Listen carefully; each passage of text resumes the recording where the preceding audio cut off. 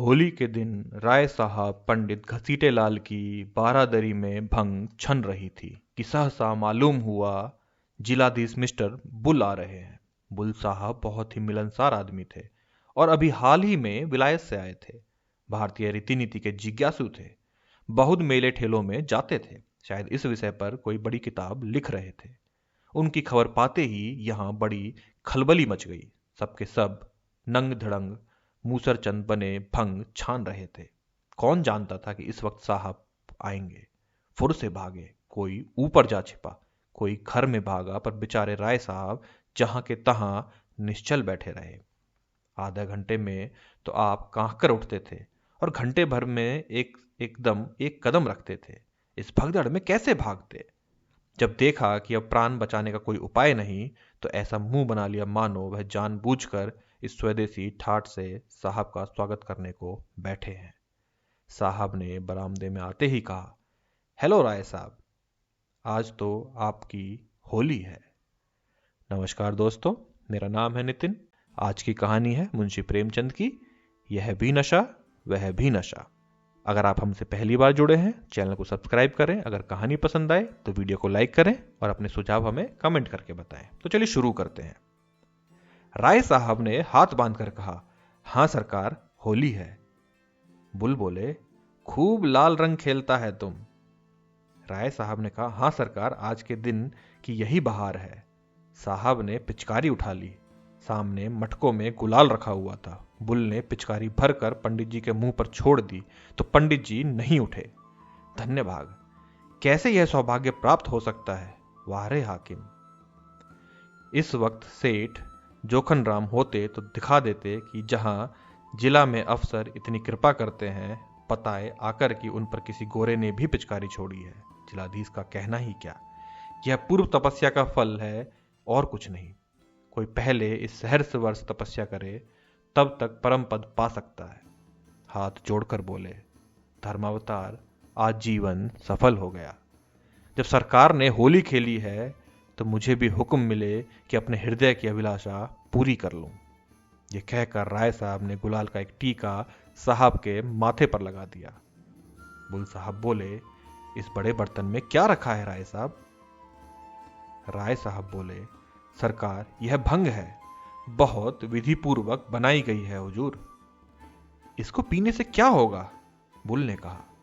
तो राय साहब बोले, हुजूर की आंखें खुल जाएंगी, बड़ी विलक्षण वस्तु है सरकार।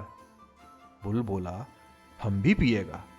राय साहब को जान पड़ा मानो स्वर्ग के द्वार खुल गए हैं और वह पुष्पक विमान पर बैठे ऊपर उड़ चले जा रहे हैं। गिलास तो साहब को देना उचित ना था, पर कुल्हड़ में देते संकोच होता था। आखिर बहुत ऊंच नीच सोचकर गिलास में भंग उड़ेली और साहब को दे दी। साहब पी गए। मारे सुगंध के चित्त प्रसन्न हो गया।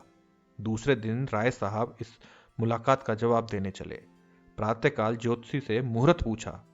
पहर रात गए साइत बनती थी, अतएव दिन भर खूब तैयारियां की। ठीक समय पर चले। साहब उस समय भोजन कर रहे थे। खबर पाते ही सलाम दिया। राय साहब अंदर गए तो शराब की दुर्गंध से नाक फटने लगी। बेचारे अंग्रेजी दवा ना पीते थे। अपनी उम्र में शराब कभी छुई ना थी। जी में आया कि नाक बंद कर ले, मगर डरे कि साहब बुरा ना मान जाए। जी मचला रहा था, पर सांसें रोके बैठे हुए थे।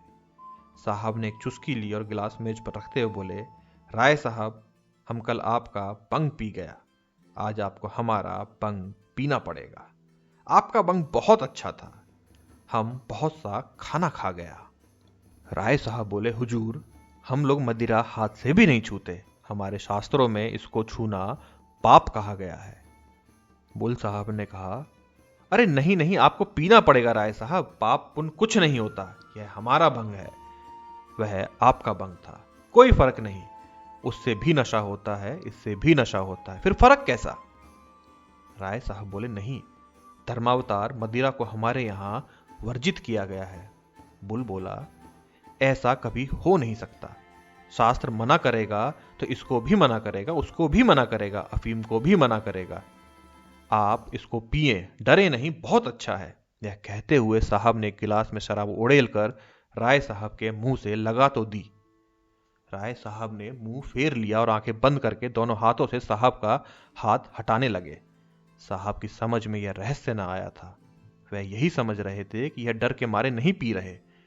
अपने मजबूत हाथों से राय साहब की गर्दन पकड़ी और गिलास मुंह की तरफ बढ़ाया। राय साहब को अब क्रोध आ गया। साहब खातिर से सब कुछ कर सकते थे, पर धर्म नहीं छोड़ सकते थे। जरा कठोर स्वर में बोले, हुजूर, हम वैष्णव हैं, हम इसे छूना भी पाप समझते हैं। राय साहब इसके आगे और कुछ न कह सके, मारे आवेश में कंठवरोध हो गया। एक क्षण बाद जब स्वर को संयत करके फिर बोले, हुजूर, भंग पवित्र वस्तु है। ऋषि मुनि, साधु, महात्मा, देवी देवता सब इसका सेवन करते हैं। सरकार, हमारे यहाँ इसकी बड़ी महिमा लिखी है। कौन ऐसा पंडित है जो बूटी न छानता हो, लेकिन मदिरा का तो सरकार हम नाम लेना भी पाप समझते हैं। बुल ने गिलास हटा लिया और कुर्सी पर बैठकर बोला, तुम पागल का माफिक बात करता है। धर्म का किताब भंग और शराब दोनों को बुरा कहता है। तुम उसको ठीक से नहीं समझा। नशा को इसीलिए सारा दुनिया बुरा कहता है कि इससे आदमी का अक्ल खत्म हो जाता है। तो भंग पीने से पंडित और देवता लोगों का अक्ल कैसे खत्म नहीं होगा, यह हम नहीं समझ सकते। तुम्हारा पंडित लोग भंग पीकर राक्षस क्यों नहीं होता? हम समझते हैं कि तुम्हारा पंडित लोग भंग पीकर खत्म हो गया है, तभी तो वो कहता है कि यह अछूत है, यह नापाक है, रोटी नहीं खाएगा, मिठाई खाएगा। हम छू लें तो तुम पानी नहीं पिएगा। ये सब खम लोगों की बात है। अच्छा सलाम। राय साहब की जान में जान आई। गिरते पड़ते बरामदे में आए, गाड़ी पर बैठे और घर की राह ली।